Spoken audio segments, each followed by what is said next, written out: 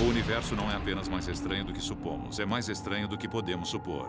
Sir Arthur Eddington, astrônomo inglês, 1882-1944. Os OVNIs existem. O que não sabemos é o que eles são. A Rede Mútua de Pesquisas Ufológicas, ou MUFON, observa os céus e investiga as aparições assim que ocorrem. Seus pesquisadores usam ferramentas da ciência, da psicologia e da lei para se aproximar ao máximo da verdade. Não há dúvida que existam objetos voadores não identificados. Apenas a sua identidade permanece um mistério. O mistério dos OVNIs sobre a Terra. O incidente de Fayetteville, 8 de janeiro de 2007.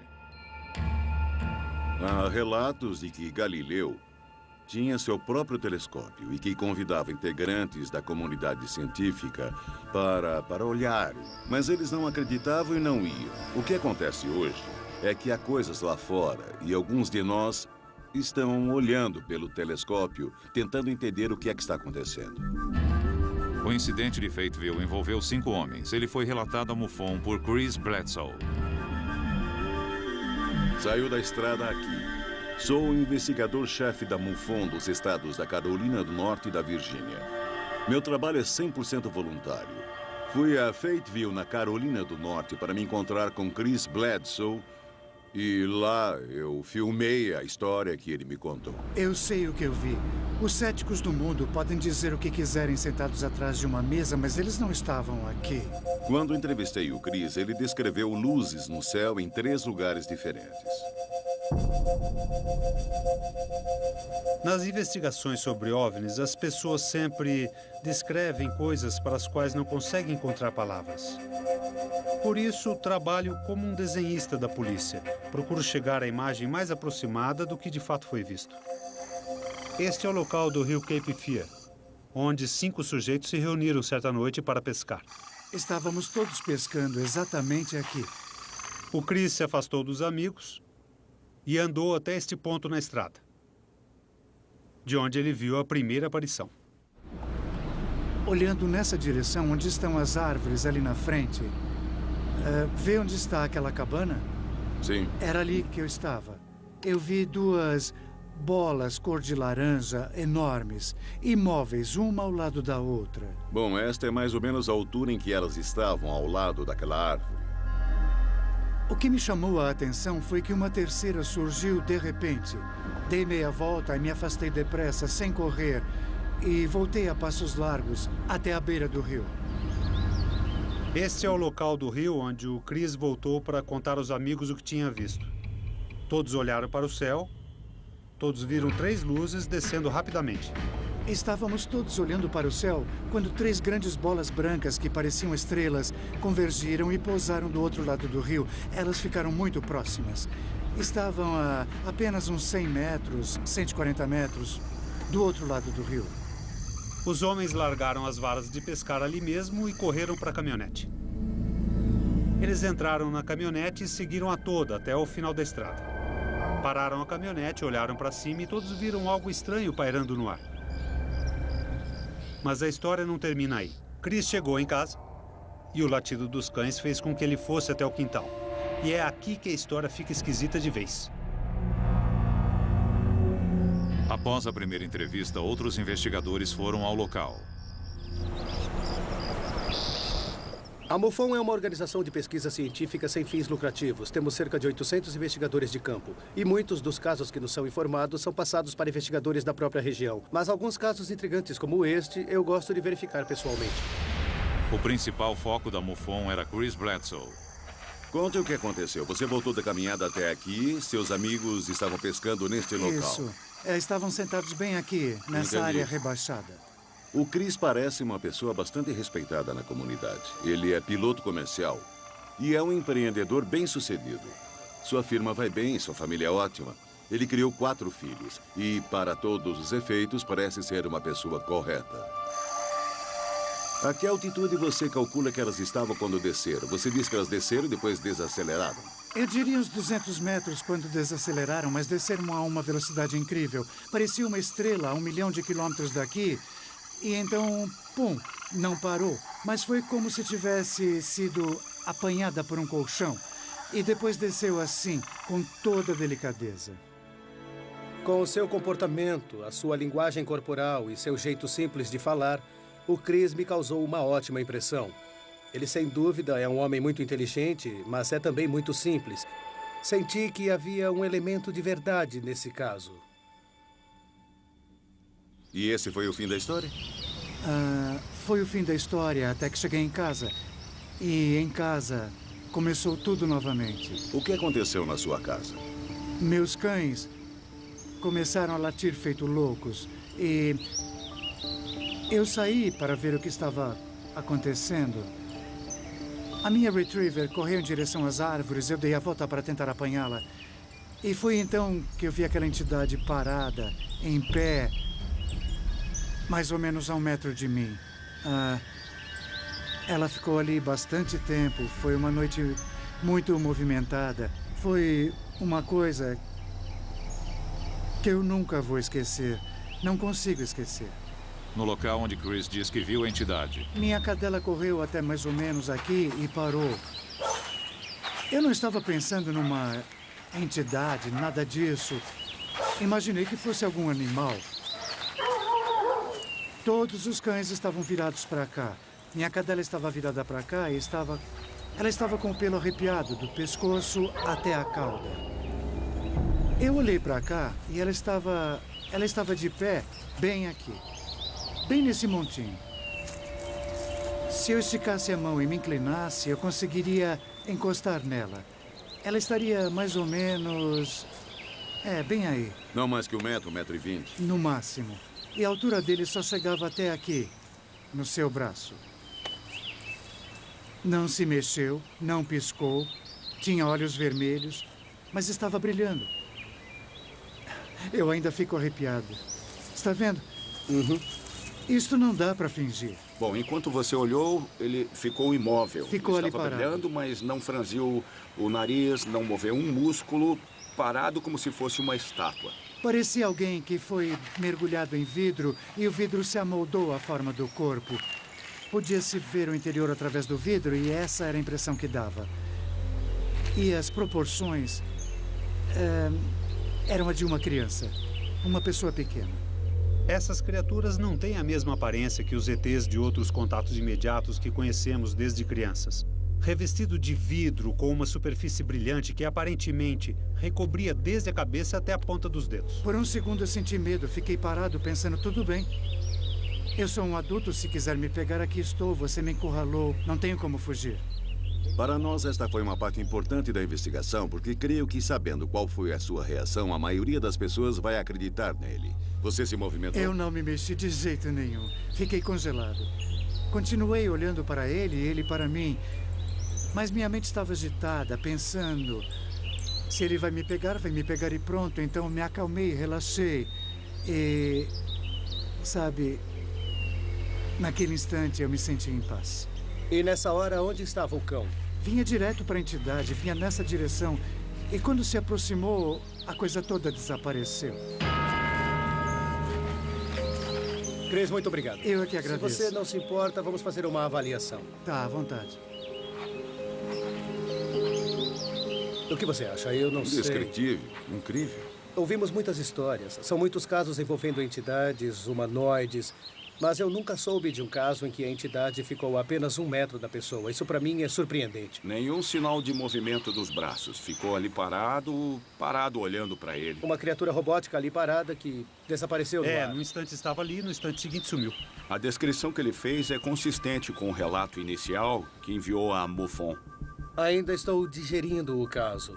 Não sei o que pensar. Se ele estava mentindo, tentando nos enganar, por que não dar a mesma descrição que todos dão? Outro ponto interessante é que ele descreveu uma nave de formato e movimento muito assimétrico, sem um padrão específico. E Não estamos acostumados com coisas que não sejam simétricas, carros, aviões, barcos. As coisas que projetamos em geral são simétricas e metálicas, com certas características. Mas esta nave não tinha nada disso. Em 8 de janeiro, você viu várias luzes, globos e tudo mais. Mas eu gostaria de detalhes específicos sobre aquele ovoide que você viu. Era como se você amassasse uma bola até que ela ficasse com a forma de um ovo. Como esse desenho aí, menor numa ponta e um pouco maior na outra. Então, o comprimento de cada lado era praticamente o mesmo. Era. Acha isso? Acho.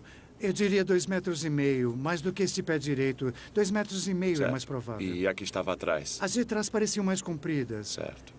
Era lisa na frente, essa parte tinha pontas e as traseiras lembravam um rabo de peixe. Eram uns 3 ou 4 na parte de trás. Rabo de peixe. Se fosse a descrição típica de uma nave, ou um disco, ou com forma de charuto, eu diria... Bom, esses casos nós temos as pencas. Mas a nave era muito fora do comum nesse caso. Então foi mais ou menos isso aqui que você viu. Eu ainda sinto calafrios, só de olhar. É um desenho, uma concepção artística, por assim dizer, mas serve como ferramenta de investigação. Pode ser que em alguma outra parte alguém diga, também vimos essa nave, também vimos esses seres. Este é um caso muito interessante, mas ao mesmo tempo muito difícil, porque não existem provas materiais e dependemos exclusivamente do depoimento de testemunhas. Por enquanto, só conseguimos entrevistar o Chris Pye. Mas havia outras 4 pessoas e eu gostaria de saber o que elas têm a dizer. Estima-se que 10.000 aparições de OVNIs sejam informadas todos os anos. A MUFON, Rede Mútua de Pesquisas Ufológicas, registra essas aparições, mas só investiga aquelas que considera dignas de crédito. A seguir, um relato de uma dessas investigações. O incidente de Fayetteville aconteceu em 8 de janeiro de 2007. O Chris disse ter visto 3 aparições distintas de OVNIs e que teve um contato imediato com um ET, mas ele não foi a única testemunha na ocasião. Procure se lembrar e me conte o que aconteceu naquela noite. Estava muito escuro e eu estava olhando para lá quando vi 2 globos, mais ou menos deste tamanho. Eles flutuavam no ar na altura da minha cintura. Eu só vi os 2 globos de um vermelho vivo, lado a lado. Onde eles estavam assim que você os viu? Ali no caminho que vem da estrada.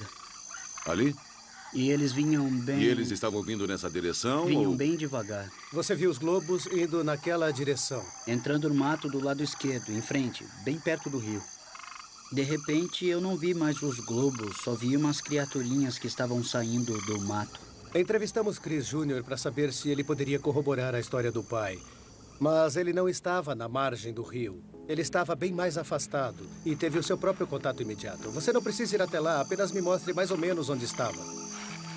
Eu estava aqui. Tente descrever o que viu. Estava muito escuro, mas elas eram criaturinhas pequenas, bem magrinhas. Eu consegui ver a silhueta, mas não o que elas vestiam. Com o Júnior foi um pouco diferente. A impressão mais forte que o Chris Jr. me deu foi de uma angústia avassaladora. Ele parecia bastante perturbado, com muitos conflitos internos. A noite estava enluarada? Estava, e estrelada também. Não sabíamos se aquilo realmente havia acontecido ou se ele estava inventando para corroborar a história do pai. Por isso, achamos importante conversar com as outras 3 testemunhas que estavam presentes na ocasião e descobrir o que elas viram. Então, o Chris chegou. Foi um pouco difícil, mas conseguimos encontrar os outros 3 e filmar o que eles tinham a dizer sobre o evento. E o que eu vi pareciam estrelas muito brilhantes. Elas estavam espalhadas sobre as árvores. E vi quando elas desceram bem devagar. Então elas simplesmente desceram. Parecia um pedaço de ferro em brasa ou coisa do tipo. Eram alaranjadas e dava para ver umas outras cores. Era laranja e talvez amarelo. Eu me lembro que tinha uma à direita, uma no meio e outra mais à esquerda. Daquela árvore até esta árvore estavam bem ali. Nós vimos perfeitamente, bem ali. Foi quando eu me assustei e disse, olha, vocês estão vendo aquilo? Fiquei com tanto medo que peguei o meu canivete. E nós entramos em pânico. Nada daquilo era normal. Bom, e se alguém dissesse o que vocês viram eram apenas sinalizadores? Diria que é mentira. Então, vocês já viram sinalizadores sim, antes? Claro. Há alguma chance de que fossem sinalizadores Não. do tipo militar? Não. Você já viu um sinalizador? Já, a gente ficou aqui 5, 10 minutos olhando. Tá, Nenhum sinalizador dura tanto tudo tempo. bem. Enquanto eles me contavam a história, eu vi que, apesar das pequenas discrepâncias, todos estavam dizendo a mesma coisa, cada um corroborando a história do outro. Não havia som. Tava tudo silencioso naquela noite. Absolutamente nenhum som. Você ouviu algum outro barulho normal? Pássaros? Nada. Animais? Silêncio. Silêncio absoluto. Daria para ouvir um rato mijando num pedaço de algodão de tanto silêncio. Uma das maiores discrepâncias foi a descrição da luz maior que eles viram no alto do morro. 3 deles viram uma grande bola de luz. Quando chegamos aqui, antes de partir, tinha uma luz ali. Era uma luz grande, bem ali naquele campo. Mas Chris deu uma descrição muito vívida da nave. Por isso, não sabemos o que pensar. Em algum ponto entre ali e a estrada estava o objeto cheio de pontas que eu descrevi. Era outra luz grande, bem brilhante. Foi assim. E de repente ela simplesmente... Levante a sua mão assim e tente se lembrar. Bom, a distância, acho que teria mais ou menos esse tamanho. Olhando a árvore e o poste, o nariz estaria na direção do poste e a parte de trás estaria depois da árvore. Está vendo aquele cavalo? A parte de trás estaria mais ou menos ali, um pouco mais para trás. E a frente estaria junto do poste, aqui. Tinha pelo menos 12 metros. A outra grande discrepância que constatamos nas histórias é a questão do lapso de tempo. Chris calcula que passou no máximo 23 minutos longe da margem, mas os amigos afirmam que ele desapareceu por horas e que inclusive chegaram a procurar por ele. Bom, Chris, você disse que levou 20 minutos para chegar até aqui e voltar novamente. Isso mesmo. Certo, mas por que os outros acham que levou mais tempo? Eu não demorei muito para voltar. Eu me lembro que alguém saiu para procurar por ele, na caminhonete. A caminhonete estava parada aqui. Quando escureceu, imaginamos onde o Chris teria ido. Fiquei só eu e o Jim. O Donnie subiu a colina procurando o Chris para ele não voltar sozinho. Ele dizia, e aí, onde você está? Eles disseram que foram até a estrada. Até o final da estrada e depois voltaram. Sei que foram, porque me contaram e a caminhonete mudou de lugar. Eles disseram que a certa altura vieram até a estrada, dirigiram até lá e voltaram até aqui. Você ficou parado aqui o tempo todo? Isso mesmo. Como eles poderiam passar por aqui sem ver você, sem que você os visse? Não tem como. Alguém lhe disse quantas horas se passaram?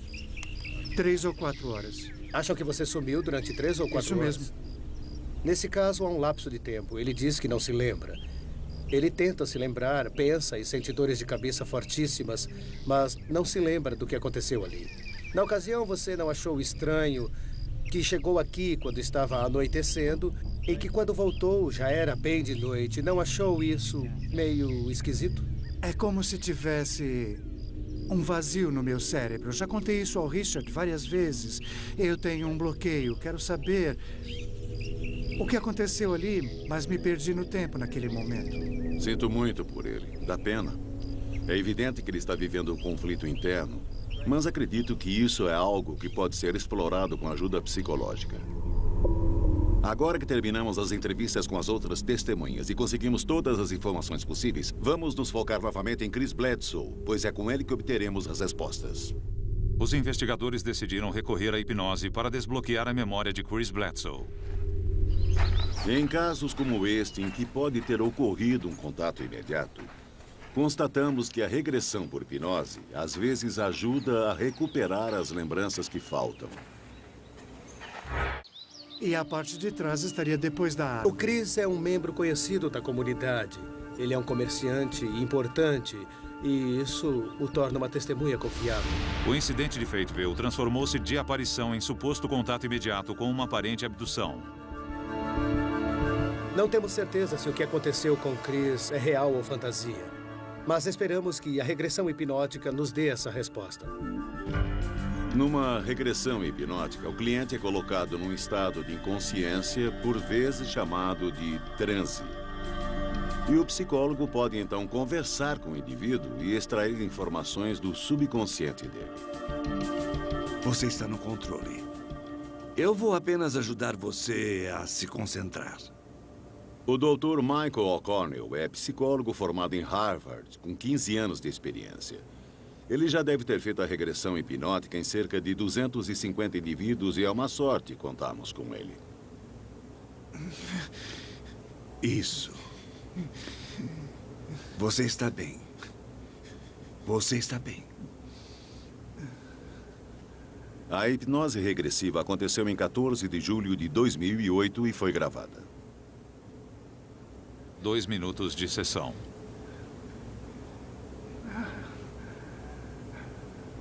Aonde vamos?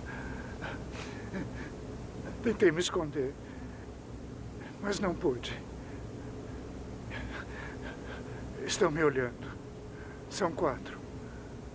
Muito altos e magros. Que altura eles têm? São bem altos. Mais de 2 metros. Não são humanos. Não são humanos. São 4. Aham. Eu quero ir para casa. Me largue. Eu quero ver meu filho. O que vocês querem? Onde quer que ele estivesse quando isso aconteceu, explica por que os amigos procuraram por ele e não o encontraram. Como é a sala? É redonda, é escura. E em alguns pontos eu consigo ver luzes, controles, mas nenhum movimento, nada.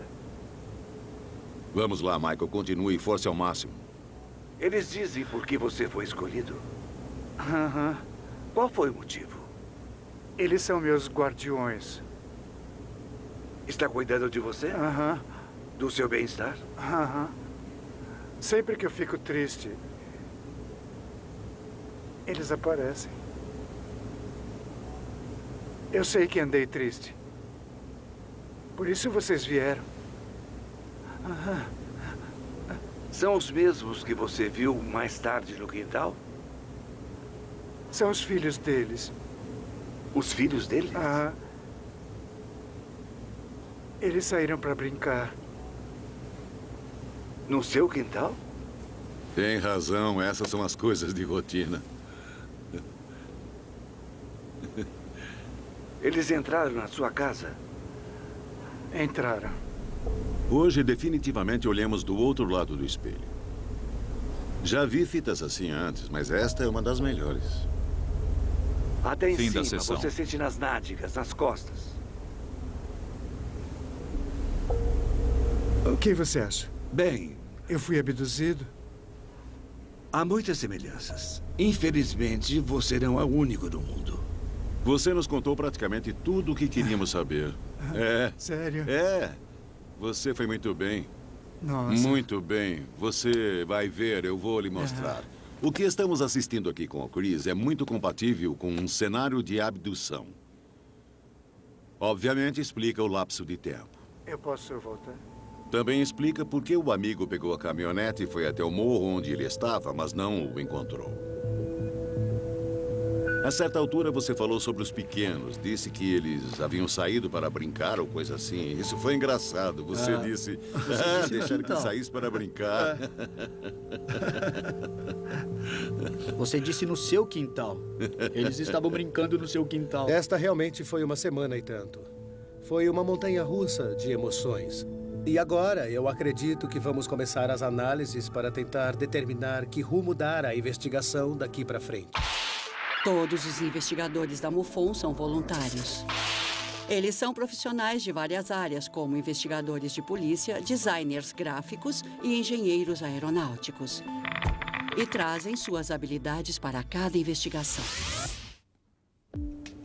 Onde estamos? Eu quero ver meu filho.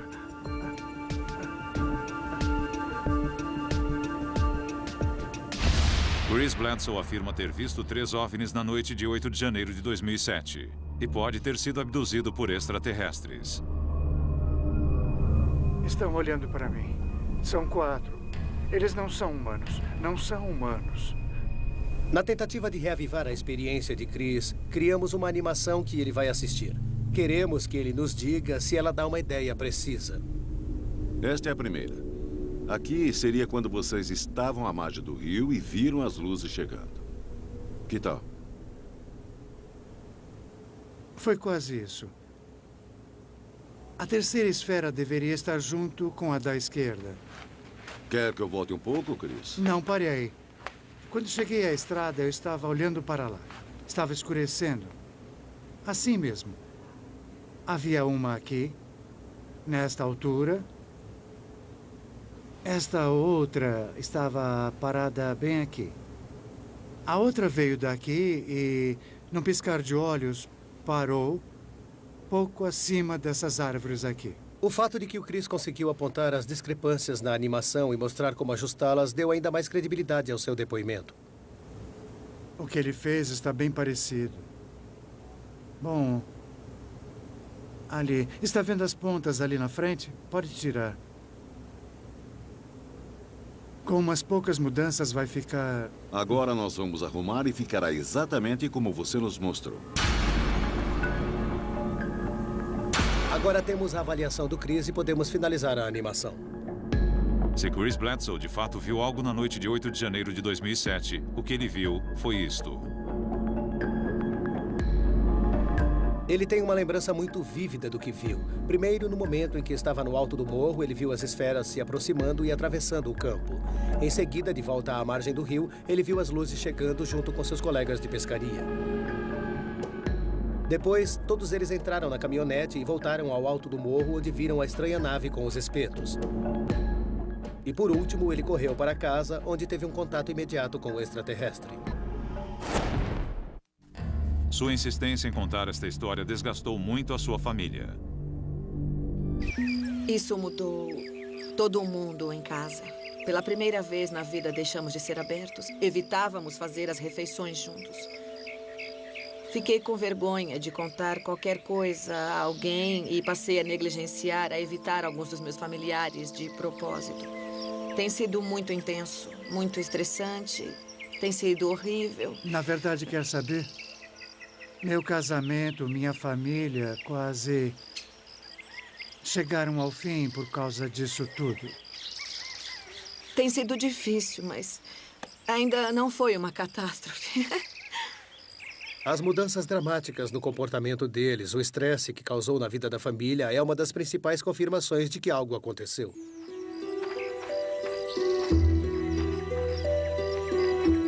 Chris teria mais a perder do que a ganhar inventando uma história dessas. Portanto, a pergunta é, ele realmente viu os OVNIs e foi abduzido, ou é tudo coisa da sua cabeça? Debbie, sou James Carrion. Oi, James. É um prazer conhecê-la. Bledsoe, sua família e os investigadores precisavam da opinião de um especialista. É possível diagnosticar se há algum elemento de tendência à fantasia, qualquer fator que sinalize uma mentira?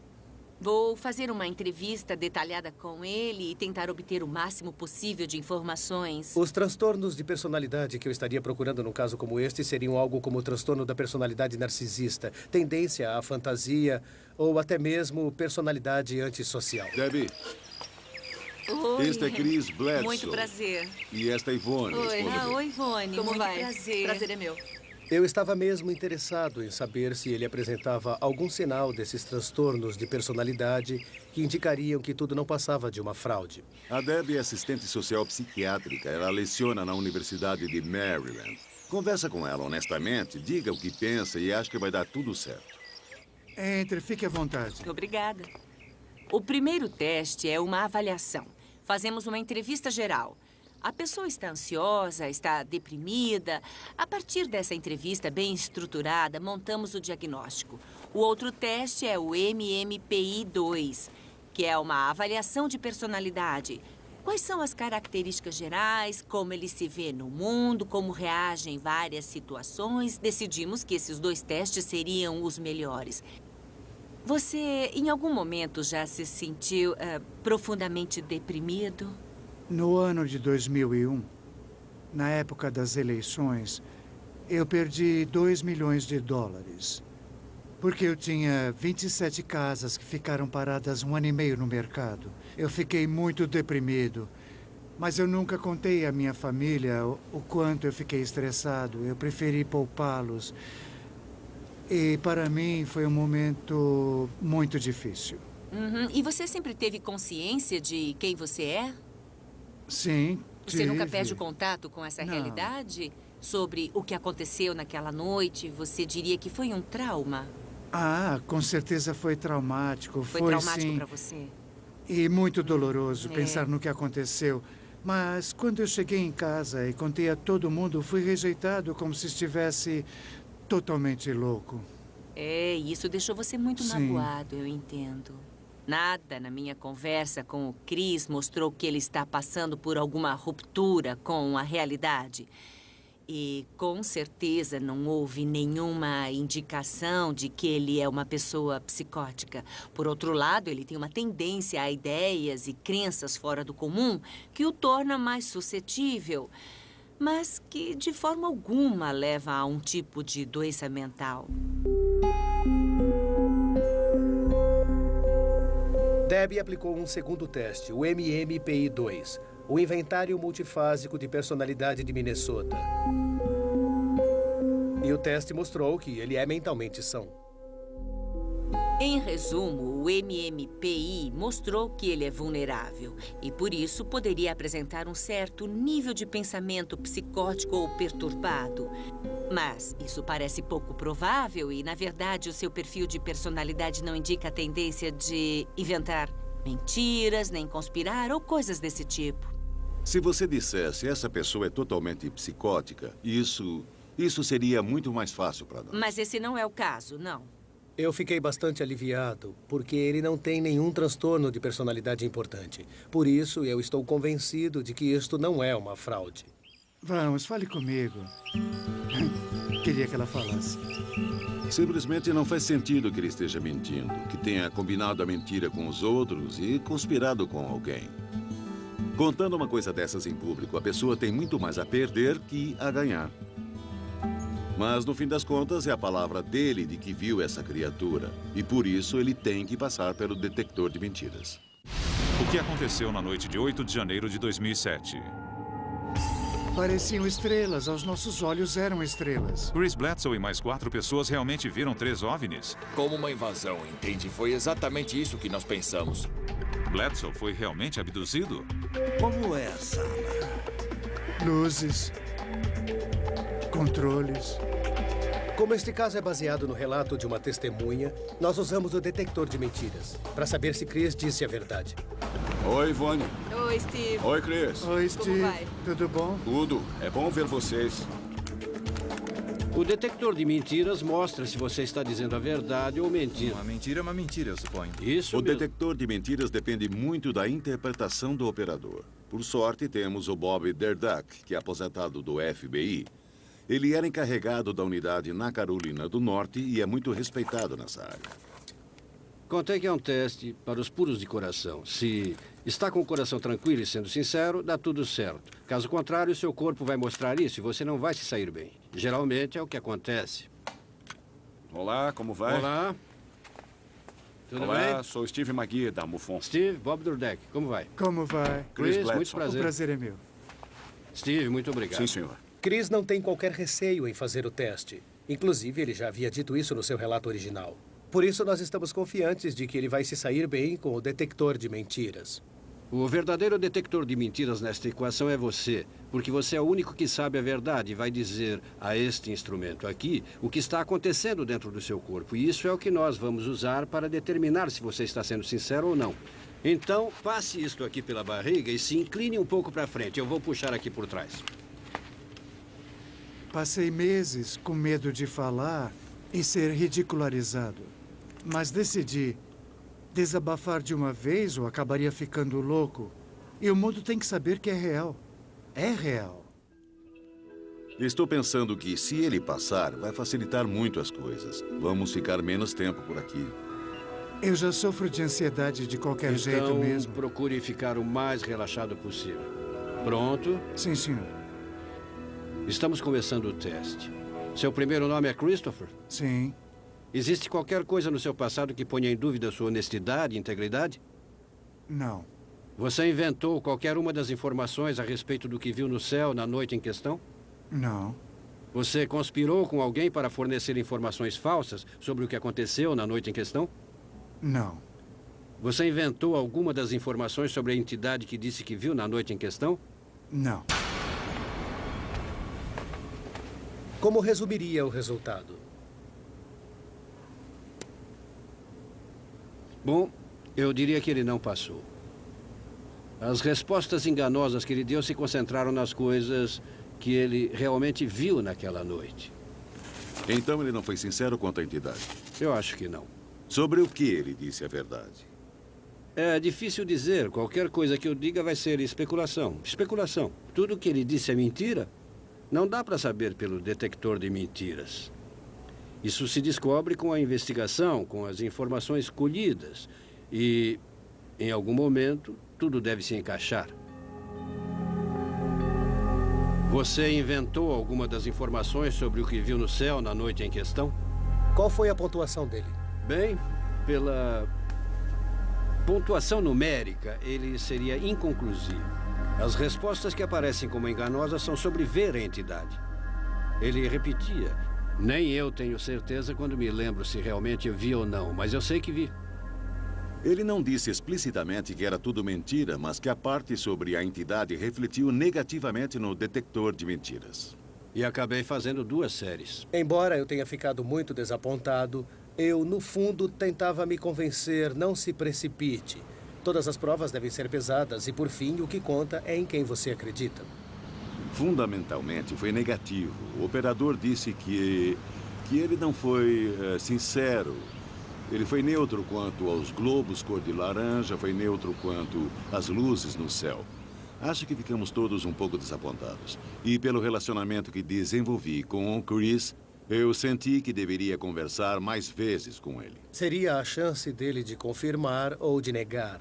Ele iria manter a sua história ou talvez até admitir abertamente. Tudo bem, rapazes, vocês me pegaram.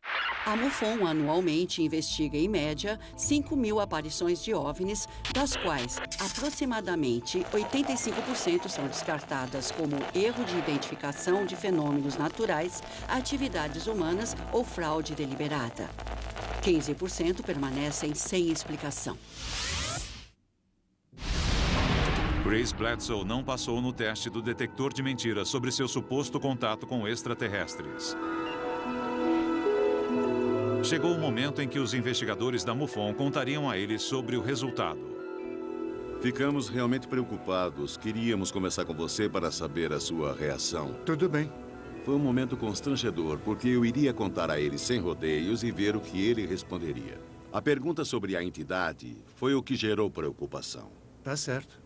Em resumo, o resultado com relação à entidade foi negativo.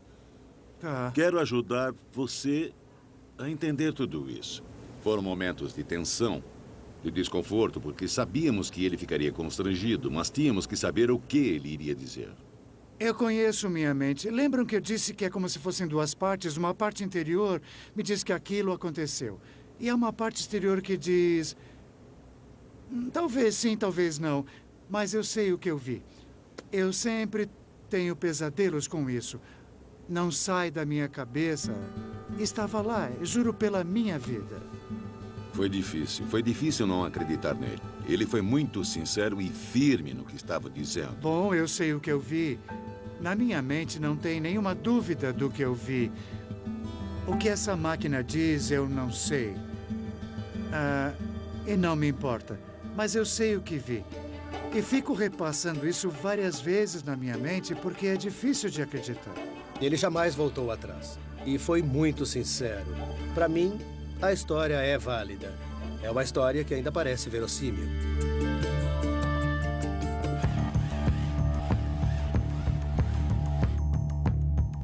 Passado tudo isso, Chris continua insistindo que viu 3 OVNIs e que teve contato com extraterrestres em 8 de janeiro de 2007.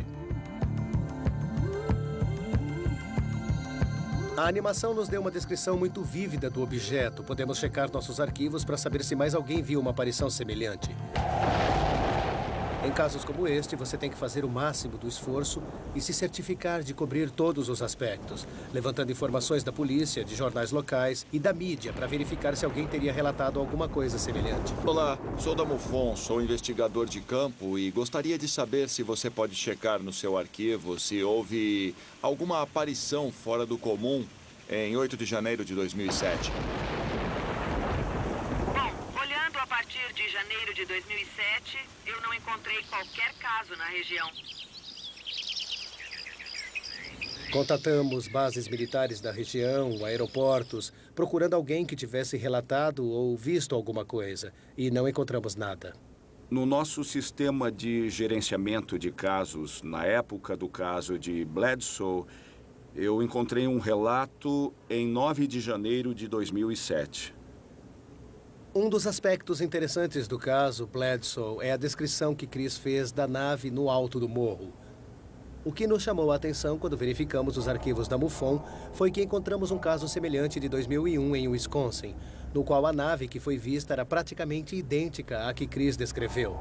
O formato de ovo, as pontas, inclusive, quando coloquei as duas lado a lado, fiquei surpreso com a semelhança. Descreve praticamente a mesma coisa que as testemunhas do caso em que estamos trabalhando agora. 2 casos em regiões diferentes do país e em épocas diferentes, nos quais as naves são tão semelhantes, é muito impressionante. Agora que temos essa outra aparição em Wisconsin, a questão é: isso é uma coincidência? É uma fantasia coletiva? Ou as pessoas realmente viram o mesmo objeto em 2 estados diferentes? Com base na diferença de época, tenho que dizer que as pessoas viram o mesmo objeto. O que vamos fazer? Passar por cima? Vamos falar sobre uma conclusão para um evento desses. A realidade é que, trabalhando num caso como este, nunca se tem uma solução nítida. Temos vários indícios, muita informação, muitos testemunhos e nunca saberemos com certeza o que aconteceu. É muito frustrante não conseguirmos reunir os dados necessários para provar que alguma coisa realmente aconteceu. Mas, ao mesmo tempo, sabemos que isso está acontecendo. Sabemos que as pessoas estão passando por experiências assim. E realmente seria negligência não investigar. Não podemos simplesmente ignorar. São coisas que estão acontecendo com as pessoas todos os dias. Elas estão vivendo essas experiências. Queremos estar presentes, não só para tentar entender o que está acontecendo, mas para poder provar que tudo seja real.